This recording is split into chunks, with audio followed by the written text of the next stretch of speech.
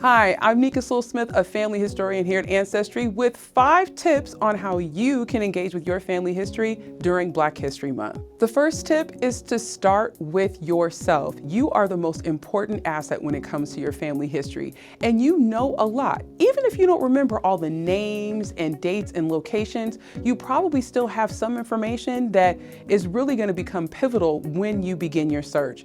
And then once you go through what you remember, engage other relatives such as your parents, grandparents if they're still living, or if you're lucky, your great-grandparents, and ask them questions about the who, what, when, where, and how you came to be. That helps flesh out your family tree. Something else to remember is that the spelling of first and even last names can vary across records.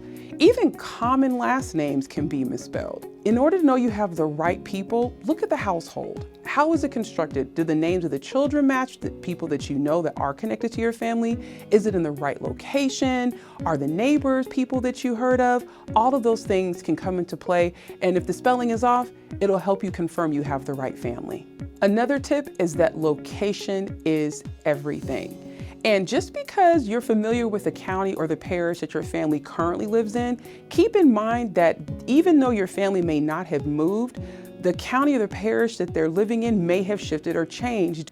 Now, you may have struck the jackpot with things such as census records, birth, marriage, and death certificates, and more, but that is not the end of the road. Have you checked out newspapers? Get a peek into the daily or weekly lives of your ancestors through the local paper.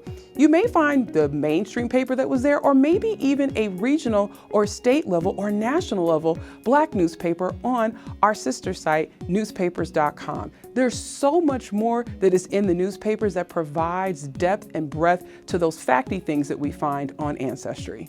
Those are my 5 quick tips to get you started and to keep the momentum going in your family history research. I hope you make some great finds.